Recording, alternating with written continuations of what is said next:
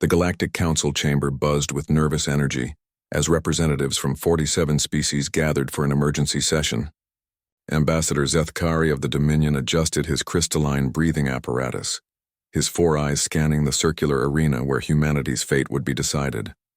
The humans had done something unprecedented, something that violated the most sacred law written into the fabric of galactic civilization itself. Admiral Sarah Chen sat in the defendant's chair, her uniform crisp despite the 3-day journey from the Outer Rim.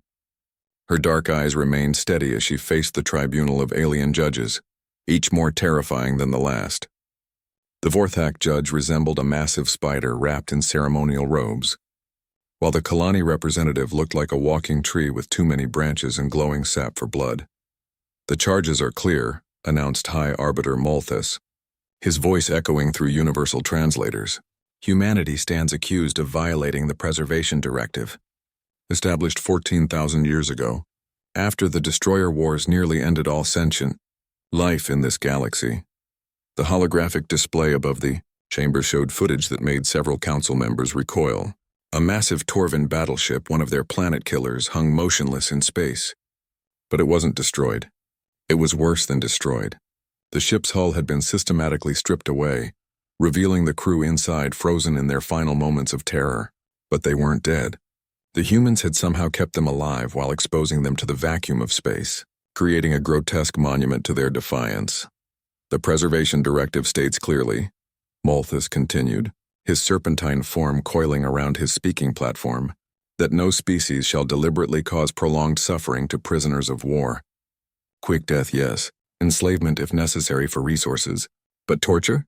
Extended agony? This has been forbidden since the galaxy nearly tore itself apart in cycles of revenge and escalating cruelty." Admiral Chen finally spoke, her voice carrying across the chamber without electronic amplification. Humans were one of the few species that had developed such powerful vocal cords naturally. The Torvan violated that same directive when they attacked Kepler 442b. The chamber fell silent. Kepler 442b had been humanity's first successful terraforming project outside their home system.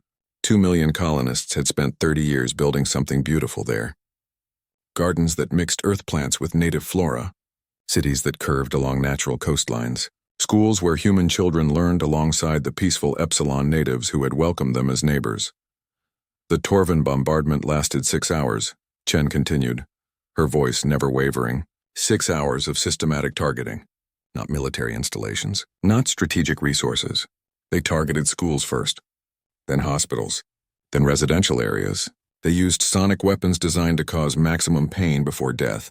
Our people didn't die quickly. They died screaming, and the Torvan broadcast those screams across every human colony as a warning. Ambassador Zethkari shifted uncomfortably. His own people had heard those broadcasts. The entire galaxy had. The Torvan were known for their cruelty, but what they had done to Kepler 442b exceeded even their usual standards of brutality. 2 million humans died on that planet, Chen said, standing now, including my daughter. The weight of her words settled over the chamber like a blanket. Revenge for lost offspring was something every species understood, but the Preservation Directive existed precisely because such revenge had once consumed entire star systems. You cannot simply ignore 14,000 years of law because you suffered a loss. Arbiter Malthus hissed. Every species here has suffered. The Kalani lost their homeworld to the Destroyer Wars. The Vorthak had their entire reproductive caste eliminated by biological weapons. The Epsilon people themselves have been conquered and displaced dozens of times, yet we all agreed to limit our methods of retaliation. Chen pulled up her own holographic display. It showed the interrogation of a captured Torvan commander, his insectoid features twisted with what might have been amusement. "Captain Vextar here was quite helpful," she said. He explained Torvan military doctrine to us. They call it fear harvesting. They don't just want to defeat their enemies. They want to make the defeat so terrible that other species surrender without fighting. The recording showed the Torvan captain laughing as he described the sonic weapons used on Kepler 442b. Humans scream beautifully, his translated words echoed through the chamber. Almost as beautifully as the Epsilon when we conquered their colonies. We studied your audio frequencies specifically. We wanted to make sure the screams would carry properly through your communication networks. Several council members made noises of disgust, but Malthus remained unmoved. This does not justify your actions. You could have executed him quickly. You could have imprisoned him according to standard protocols. Instead, you chose to torture an entire crew. We chose to give them exactly what they gave our people, Chen replied. No more, no less. 6 hours of systematic terror. 6 hours of knowing death was coming, but not when. 6 hours of experiencing the same fear they inflicted on 2 million innocent civilians. She paused, letting that sink in before continuing, but we made sure they survived it. Every single one of them. They'll spend the rest of their lives knowing what they put our people through. They'll never be able to inflict that kind of suffering again without remembering how it felt. The chamber erupted in angry chittering, roaring, and electronic screeching as representatives argued among themselves. The human approach was unprecedented. They hadn't simply executed their enemies or even tortured them to death. They had created a perfect mirror of the original atrocity, then forced the perpetrators to live with the consequences. Seth Kari found himself oddly impressed, despite his horror. Humans were a young species, barely 3 centuries old as a spacefaring civilization. Most species took millennia to develop such sophisticated psychological warfare, but humans seemed to understand instinctively how to craft punishment that would echo through generations. As the arguments raged around him, Zethkari wondered if the galaxy had just witnessed the birth of something new and terrifying. The humans weren't just another aggressive species seeking expansion through conquest. They were something far more dangerous. A species that understood justice on a level that transcended simple revenge. The emergency session would continue for days, but Zethkari already knew the outcome would change everything. Humanity had not simply broken an ancient law. They had revealed how inadequate that law had become when facing enemies who specialized in breaking it themselves. 3 days into the trial, the Torvan Empire sent their own representative. Prime War Master Kethvar arrived aboard a battleship that dwarfed even the massive council station, his presence causing immediate tension throughout the chamber. Unlike the civilized delegates who had been debating humanity's fate, Kethvar embodied everything the galaxy feared about his species. The Torvan stood nearly 4 meters tall, his chitinous exoskeleton scarred from countless battles. 6 arms ended in claws capable of cutting through starship hulls, and his compound eyes reflected light like polished obsidian. When he spoke, his voice carried harmonics that made smaller species physically uncomfortable, an evolutionary trait his people had weaponized centuries ago. The humans have committed an act of terrorism against the Torvan Empire, he declared, his words causing the translation systems to emit feedback squeals. They have violated not only galactic law, but the natural order itself. Prey does not punish predator. Weak does not judge strong. This aberration must be corrected immediately. Admiral Chen remained seated as the massive alien loomed over her section of the chamber. Her calm demeanor seemed to irritate Kethvar more than any show of fear or aggression might have. The Torvan Empire demands immediate reparations, Kethvar continued. 3 core worlds as compensation for the psychological damage inflicted upon our warriors. The complete surrender of all human military assets, and the public execution of this human's entire command structure. High Arbiter Malthus coiled nervously around his platform. The Preservation Directive had been created specifically to prevent this kind of escalation, but the humans had forced them all into uncharted territory. The Council will consider all demands as part of our deliberations, he said carefully. Shen finally stood, her movement casual despite facing a creature that could literally tear her apart with its bare claws. Before you make any decisions, she said, addressing the Council but never taking her eyes off Kethvar. Perhaps you should know what else we found during our investigation of the Kepler 442b attack. She activated another holographic display, this one showing shipping manifests and communication logs. The sonic weapons used on our colony weren't standard Torvan military equipment. They were specially designed for that specific attack. The frequency patterns were calibrated specifically for human vocal cords and epsilon neural structures. The implications rippled through the chamber. Specialized weapons meant planning. Planning meant this wasn't a random act of aggression, but a calculated assault designed for maximum suffering. It gets worse, Chen continued. The weapons were tested first, on captured human colonists from the Outer Rim. The Torvin have been conducting experiments on prisoners for the past 2 years, perfecting their techniques. Ambassador Zethkari felt his breathing apparatus malfunction as the horror of the revelation sank in. If the humans were telling the truth, then the Torvin had been violating the preservation directive long before humanity's retaliation. Kethavar's mandibles clicked in what might have been amusement. Humans lie constantly. This is known throughout the galaxy. They will say anything to avoid facing consequences for their crimes. The evidence is all here, Chen said, transmitting the data to every representative simultaneously. Shipping records showing the weapons moving through Torvin space. Communication, logs between Torvin commanders discussing the experiments. Video recordings of the testing sessions. The last item caused several council members to physically recoil. The recordings showed human prisoners subjected to the sonic weapons in controlled environments, while Torvin scientists took notes on their responses. The humans weren't simply being killed. They were being studied like laboratory animals to perfect new forms of torture. This changes nothing, Kethavar snarled. The strong do as they will. The weak suffer what they must. This has always been the way of things. For the first time since the trial began, Chen smiled. It wasn't a pleasant expression. That's exactly what I was hoping you'd say. She activated one final holographic display, this one showing real-time footage from across the galaxy. Torvin, colonies, trade routes, and military installations were under simultaneous attack by human forces, but these weren't ordinary military assaults. While we've been talking here, Chen explained, the human fleet has been conducting what we call Operation Mirror. Every Torvin world that participated in the Kepler 442b attack is currently experiencing the exact same assault they inflicted on us. The footage showed human ships broadcasting the original screams from Kepler 442b over Torvin communication networks.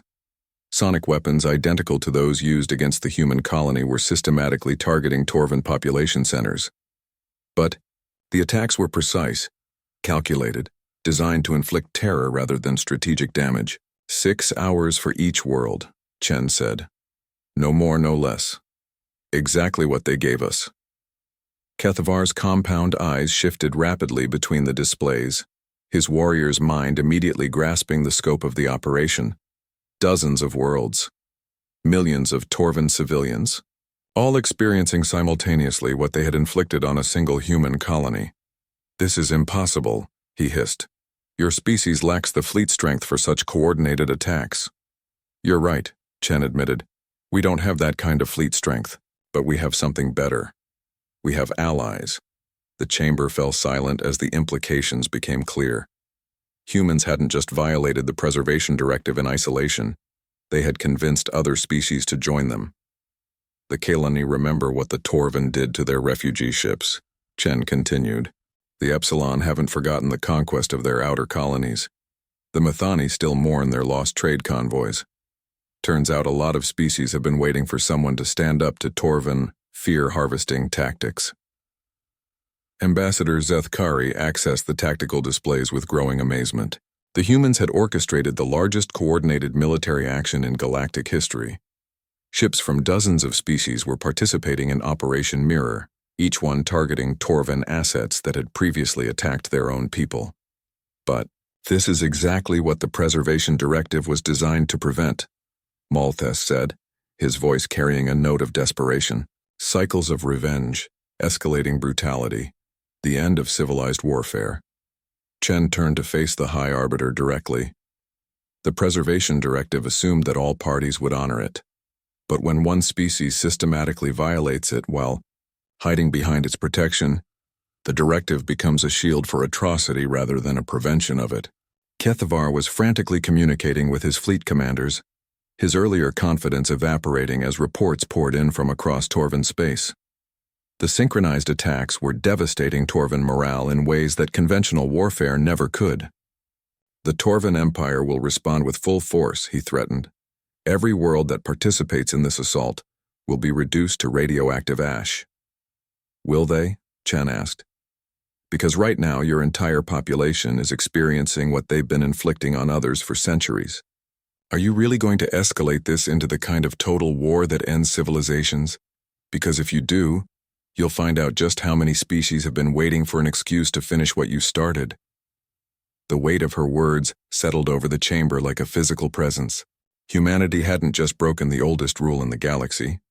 They had revealed that the rule itself was broken, and they had offered an alternative, perfect, measured justice that made revenge impossible by making it unnecessary. The emergency recess stretched into its second day as council members frantically consulted their home governments. Operation Mirror continued across Torvan space, and the psychological impact was beyond anything the galaxy had ever witnessed. Torvan warriors, bred for centuries to be apex predators, were discovering what it felt like to be prey. Ambassador Zethkari found himself in an unprecedented position. His own people, the Dominion, had suffered under Torvan aggression for nearly a century. 3 of their mining colonies had been subjected to demonstration attacks when they refused to pay Torvan protection fees. The attacks had followed the same pattern as Kepler 442b: civilian targets, maximum suffering, broadcast terror. Now he sat in his private chambers aboard the council station, watching real-time feeds from those same Torvan worlds that had launched the attacks against Dominion colonies. Human ships were broadcasting the screams of Dominion miners across Torvan communication networks, letting the aggressors hear exactly what their victims had experienced. A chime indicated an incoming private communication. Admiral Chen appeared on his screen, her image clear despite the obvious security encryption required for such a contact during active proceedings. "Ambassador Zethkari," she said without preamble, "I believe your people might be interested in joining Operation Mirror officially." Zethkari adjusted his breathing apparatus nervously. The Dominion cannot be seen to support violations of galactic law, even when that law protects the species that murdered your people. The question hung in the air between them. Chen continued without waiting for an answer. The Torvan have been using the Preservation Directive as a shield for 73 years. They commit atrocities, then hide behind civilized law when anyone tries to respond appropriately. How many more colonies have to die while we debate proper legal procedures? What exactly are you proposing? Chen's expression remained carefully neutral. Information sharing. The Dominion has excellent intelligence networks in Torvan space. We have ships that need targeting data, a mutually beneficial exchange of resources. Zethkari understood immediately. Chen wasn't asking the Dominion to violate the Preservation Directive directly. She was asking them to help others respond to previous violations. The distinction was subtle but crucial for maintaining political cover. Hypothetically, he said carefully, what would such cooperation accomplish? The end of fear harvesting as a military doctrine. When every species that practices systematic terror knows they'll experience exactly what they inflict, they'll find more civilized approaches to conflict resolution. Before Zethkari could respond, alarms began sounding throughout the station. Emergency broadcasts from Torvan space filled every communication channel. Prime War Master Kethvar was reportedly mobilizing the entire Torvan battle fleet for a counterattack that would dwarf Operation Mirror. The emergency session reconvened within hours, but now the chamber buzzed with a different kind of energy. Fear had replaced indignation as the dominant emotion. The Torvan response could trigger the kind of galactic war that the Preservation Directive had been designed to prevent. High Arbiter Molthes coiled around his platform with visible agitation. The situation has escalated beyond our ability to mediate. The Torvan Empire is preparing to launch simultaneous attacks against every world participating in Operation Mirror. Casualty estimates suggest billions of deaths across dozens of systems.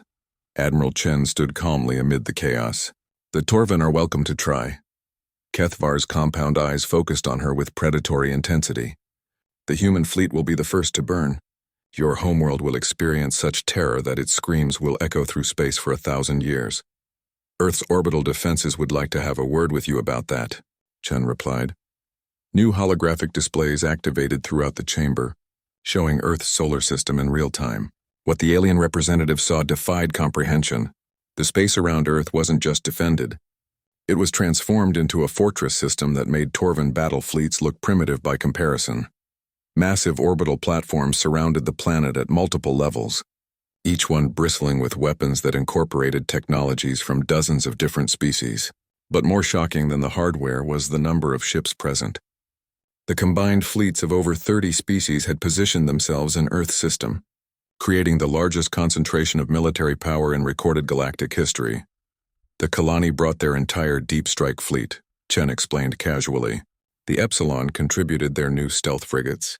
The Mathani provided their antimatter torpedo platforms.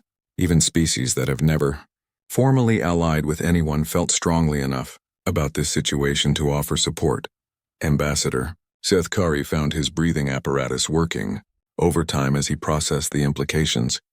Humanity had somehow convinced nearly half the galaxy to stake everything on their response to Torvan aggression. This wasn't just about one destroyed colony anymore. It had become a referendum on whether civilized species would continue tolerating systematic terror as a military doctrine. Kethvar's mandibles clicked rapidly as he consulted tactical displays with his advisors. The Torvan Empire was powerful, but facing a coalition of 30 species in prepared defensive positions was beyond even their capabilities. This is precisely what the Preservation Directive was designed to prevent, Multha said desperately. Escalating conflicts that consume entire sectors of space. No, Chen corrected. The Preservation Directive was designed to prevent unnecessary cruelty and warfare. But when one species builds their entire military doctrine around unnecessary cruelty, the directive becomes meaningless. You can't have civilized rules of war when one side refuses to be civilized. She gestured to the displays showing the multinational fleet around Earth. Every species here has lost people to Torvan fear harvesting. Every species here has watched the council debate proper procedures while their people screamed. Today we're offering a different approach. The Torvan Empire will not yield to terrorist threats, Kethavar declared, but his voice lacked its earlier confidence. This isn't terrorism, Chen replied. Terrorism targets civilians to achieve political goals through fear. We're targeting the specific military assets and personnel responsible for committing atrocities, and we're giving them exactly the same experience they gave our civilians. It's not terrorism. It's justice. The distinction resonated through the chamber. For 14,000 years, the galaxy had accepted that some level of atrocity was inevitable in warfare. The Preservation Directive had tried to limit it rather than eliminate it. But humanity was proposing something unprecedented. Perfect accountability for every act of cruelty. Zethkari made his decision. The Dominion formally requests inclusion in Operation Mirror, he announced. We have extensive intelligence assets that could contribute to the operation's effectiveness. Within minutes, other ambassadors were making similar announcements. Species after species formally requested to join the operation, transforming it from a human-led coalition into a galaxy-wide response to systematic terror. Kethavar watched his empire's isolation become complete as former allies and neutral parties chose sides. The Torvan had spent centuries building their power through fear, but fear only worked when victims couldn't fight back effectively. The Empire will remember this, he said finally. No, Admiral Chen replied with absolute certainty. After today, the Empire will be too busy recovering from its own memories to threaten anyone else's. The turning point came not from the council chambers, but from Torvan space itself. Reports flooded in from across their empire as Operation Mirror entered its final phases. The systematic application of their own tactics had accomplished something that centuries of conventional warfare never could.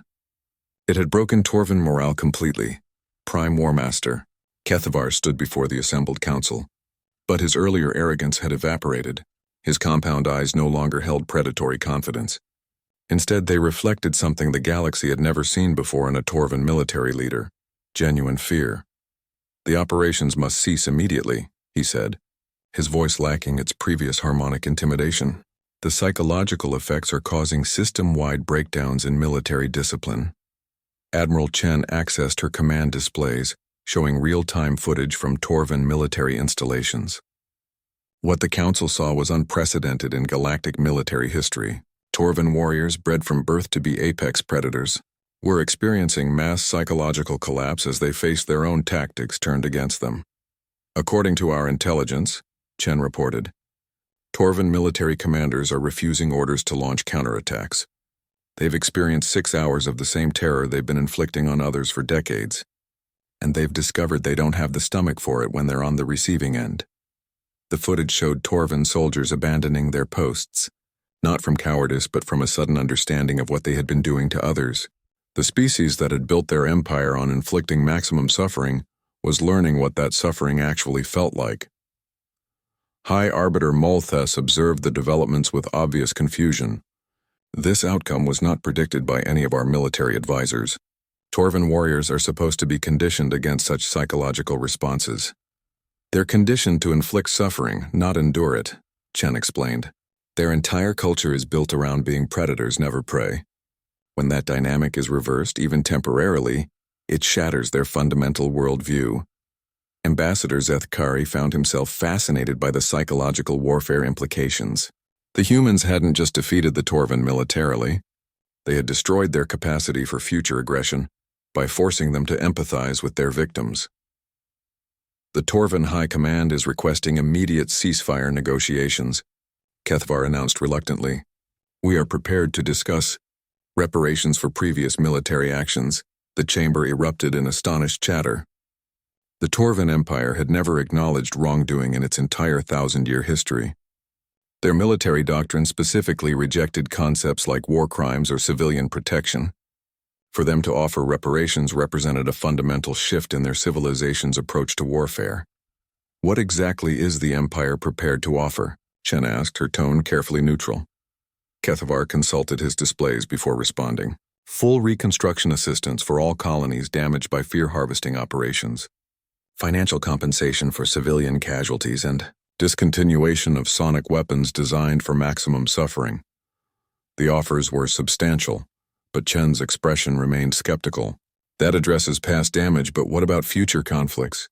How does the galaxy know that the Torvan won't return to these tactics once the current crisis passes? The Empire proposes bilateral non-aggression treaties with all affected species. Formal recognition of enhanced civilian protections in warfare. Regular inspections of military research facilities to ensure compliance with galactic standards. Ambassador Zethkari leaned forward in his seating apparatus. These concessions went far beyond anything the Dominion had ever hoped to achieve through conventional diplomacy. The humans had accomplished in days what the Council had failed to achieve in decades of negotiation. These are promising first steps, Chen acknowledged, but the Coalition has additional requirements. She activated new displays showing detailed proposals that had clearly been prepared well in advance. The scope and sophistication of the demands revealed that Operation Mirror had been designed from the beginning to achieve specific diplomatic objectives, not just military ones. First, the Torvan Empire will submit to mandatory psychological evaluation and rehabilitation for all military personnel who participated in fear harvesting operations. These individuals will undergo empathy training designed to prevent future atrocities. Kethvar's mandibles clicked nervously. The Empire cannot submit its warriors to alien psychological manipulation. It's not manipulation, Chen corrected. It's education. Your people will learn to understand the consequences of their actions on a personal level. They'll experience controlled simulations of what their victims felt, nothing more than what they've already inflicted on others, but in a controlled environment designed to build empathy rather than cause trauma. The second demand was even more radical. The Empire will establish a permanent monitoring system that broadcasts all military communications in real time to the Galactic Council. Complete transparency in military operations to ensure compliance with enhanced civilian protection standards. The implications rippled through the chamber. No major power had ever accepted such comprehensive oversight of their military activities. It would effectively end the Torvan Empire's ability to conduct secret operations or plan surprise attacks. Finally, Chen continued, the Empire will formally acknowledge that fear harvesting constitutes a crime against galactic civilization. This acknowledgement will be incorporated into an updated version of the Preservation Directive that includes specific penalties for systematic terror tactics. Malthus coiled around his platform with obvious agitation. These demands would effectively reconstruct Torvan civilization from the ground up. That's the point, Chen replied. A civilization built on terrorizing others cannot be allowed to continue unchanged. The Coalition is offering the Torvan Empire a choice, evolution or extinction. The harsh reality of the situation settled over the chamber. Operation Mirror had demonstrated that the Coalition possessed the military capability to destroy Torvan civilization entirely, if necessary. The current negotiations represented an opportunity for the Empire to transform itself voluntarily, rather than face complete annihilation. Kethvar communicated frantically with his government for several hours before returning with their response. The Empire accepts all terms, he said finally. We request only that the psychological rehabilitation be conducted by neutral parties rather than species directly affected by previous operations. Chen nodded approvingly. Acceptable. The rehabilitation programs will be administered by the Zentari, since they've never had military conflicts with any of the involved parties. As the formal agreements were drafted, Ambassador Zethkari reflected on what the galaxy had just witnessed. Humanity had not simply defeated a militaristic empire. They had forced it to evolve into something more civilized. They had accomplished this not through conquest, but through the perfect application of justice, making the aggressor understand their victims' experiences completely. The oldest rule in the galaxy had been broken, but what emerged from the breaking was something far more powerful than what had come before. Perfect accountability had replaced imperfect mercy as the foundation of galactic civilization. 6 months after Operation Mirror concluded, the galaxy found itself grappling with the profound changes that humanity's actions had set in motion. The Torvan Empire, once the most feared military power in known space, had undergone a transformation so complete that neighboring species barely recognized them as the same civilization. Admiral Chen stood on the observation deck of the newly constructed Kepler Memorial Station, watching as Torvan reconstruction ships worked alongside human vessels to rebuild what their empire had destroyed. The sight would have been impossible to imagine a year earlier, but the psychological rehabilitation programs had proven more effective than anyone had predicted. The empathy training had fundamentally rewired how Torvan military personnel viewed warfare. Commander Vextar, the same officer who had laughed about human screams during his interrogation, now led one of the reconstruction teams. His transformation served as a powerful symbol of what was possible when aggressors were forced to truly understand their victims' experiences. The preliminary reports from the Zentari psychologists are remarkable, said Dr. Elena Vasquez, humanity's lead researcher on the rehabilitation project. The Torvan neural structure allows for much more rapid empathy development than we initially predicted. Once they experience suffering personally, they become physically incapable of inflicting it on others. Chen nodded, though her attention remained focused on the construction work below. What about the other species participating in the program? The success of Torvan rehabilitation had prompted several other militaristic civilizations to voluntarily submit to similar programs. The Cathera hegemony, known for their brutal suppression of rebellions, had requested empathy training after witnessing the Torvan transformation. Even the isolationist Drakmor Republic had opened preliminary discussions about psychological reform programs. Early results suggest the approach works across species lines, Dr. Vasquez reported. The key insight appears to be that most aggressive behaviors are learned rather than innate.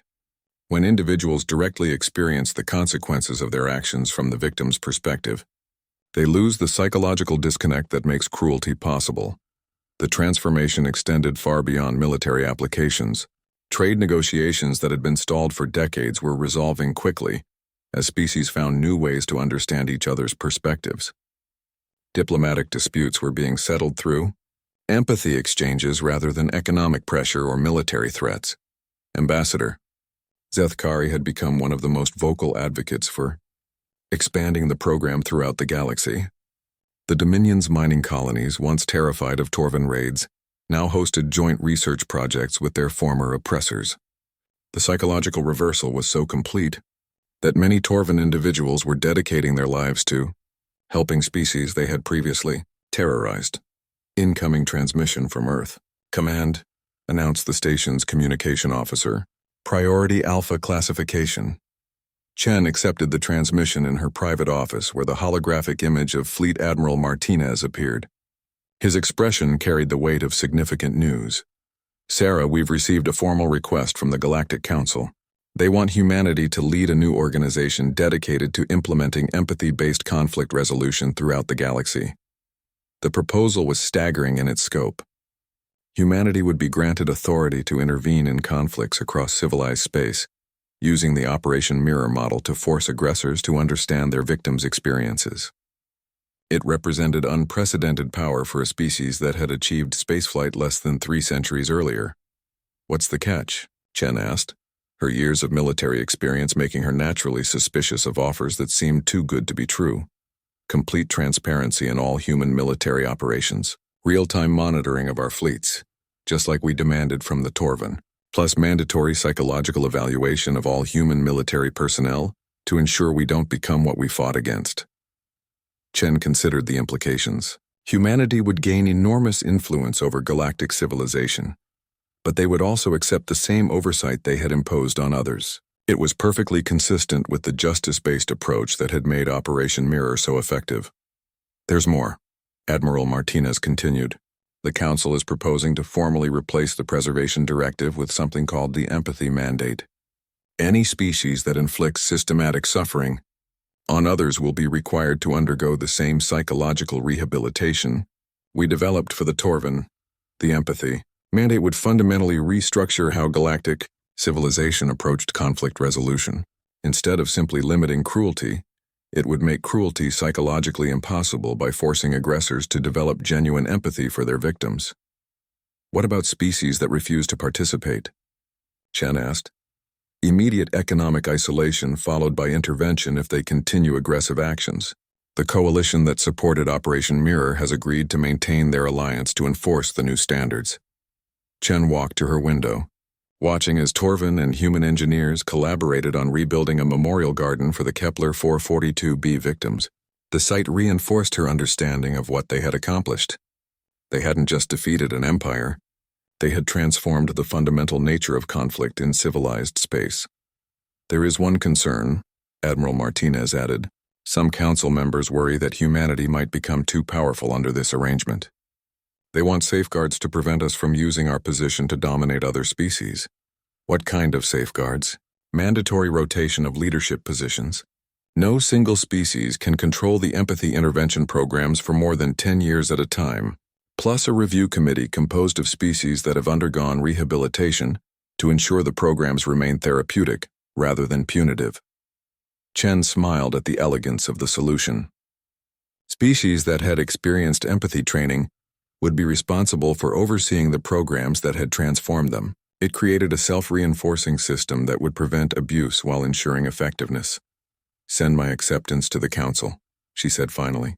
"Humanity accepts the responsibility, with full transparency requirements."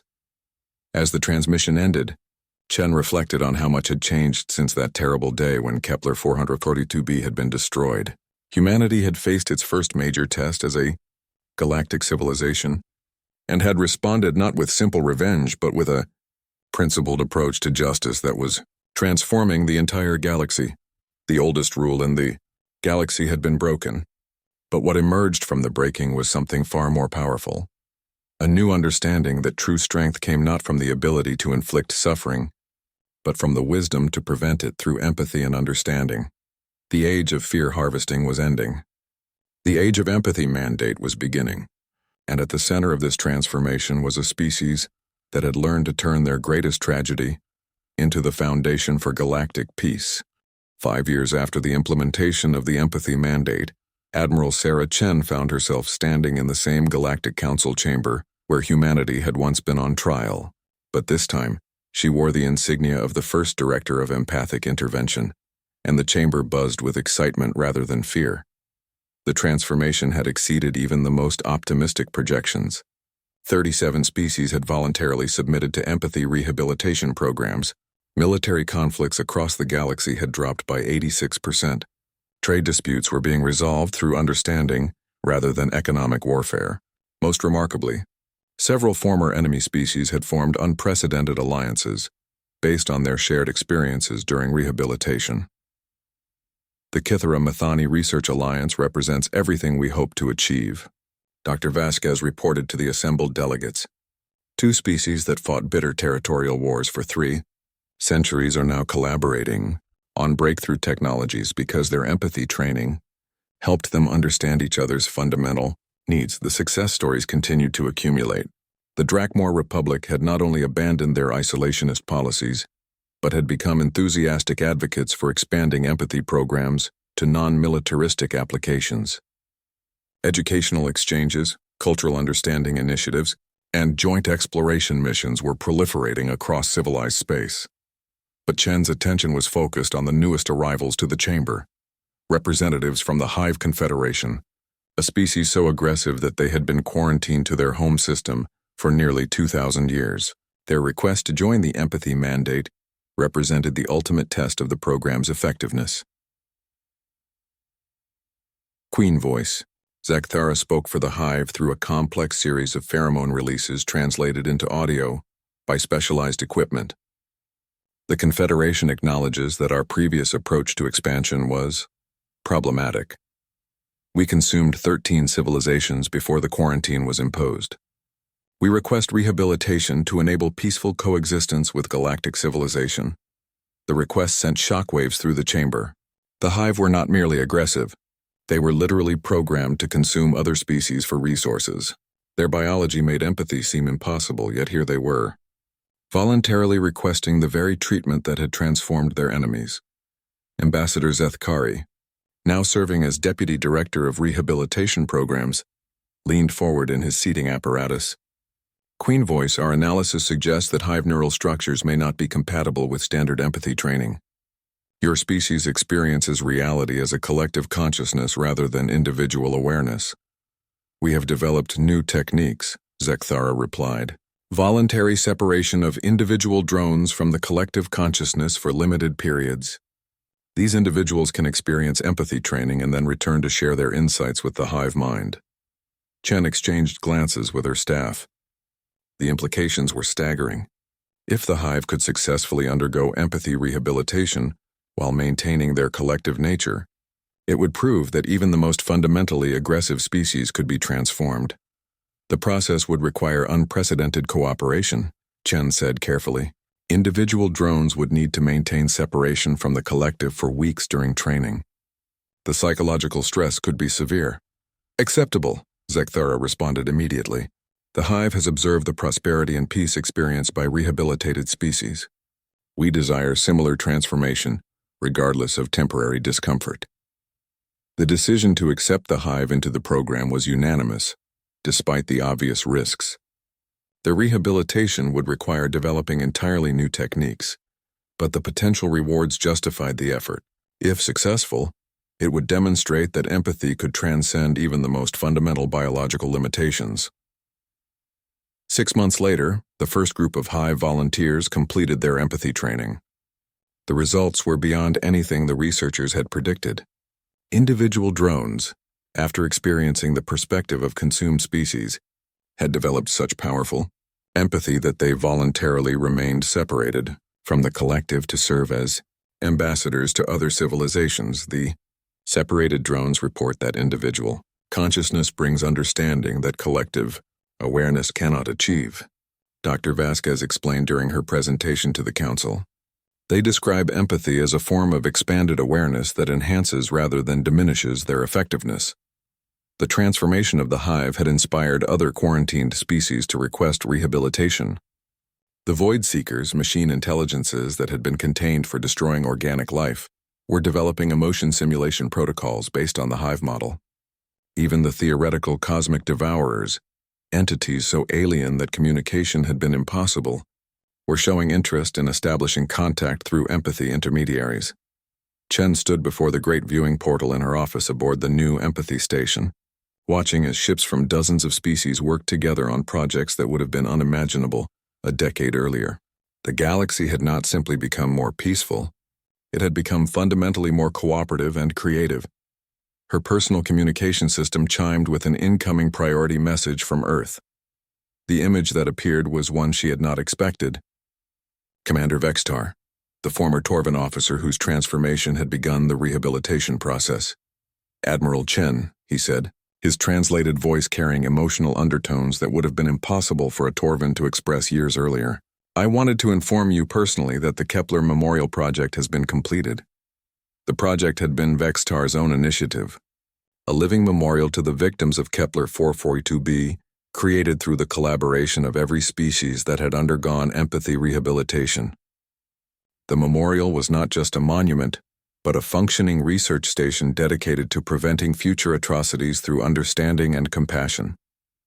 The memorial serves as a reminder of what we lost, Vextar continued, but also of what we gained.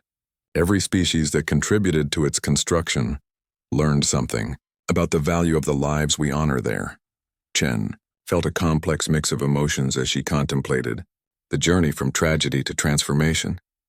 Her daughter's death on Kepler 442b had catalyzed changes that had reshaped galactic civilization, but the cost of that progress remained a permanent ache in her heart. Commander, has the memorial helped you find peace with your past actions? Vextar was quiet for a long moment before responding. Peace is not the correct word. Understanding is better. I comprehend now why what we did was wrong in ways that no amount of explanation could have taught me. The empathy training did not erase the guilt. It gave it meaning by ensuring such actions will never happen again. As the communication ended, Chen reflected on the broader implications of what humanity had accomplished. They had not simply defeated their enemies or prevented future conflicts. They had discovered that the capacity for empathy and understanding existed within even the most aggressive species, waiting to be awakened through the right experiences. The oldest rule in the galaxy had been broken because it was fundamentally flawed. It had tried to limit cruelty without eliminating the capacity for cruelty itself.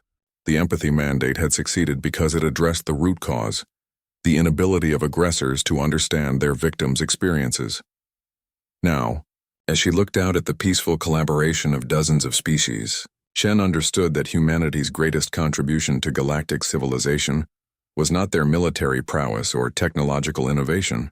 It was their insight that justice and empathy were not separate concepts, but different aspects of the same fundamental truth. That understanding others' experiences was the only reliable foundation for peaceful coexistence. The galaxy had learned to feel what others felt, and in doing so, had discovered that cruelty became impossible when compassion became complete. The age of fear. Harvesting was not just ended, it was forgotten, replaced by an era of empathy that promised to last as long as intelligent life persisted among the stars.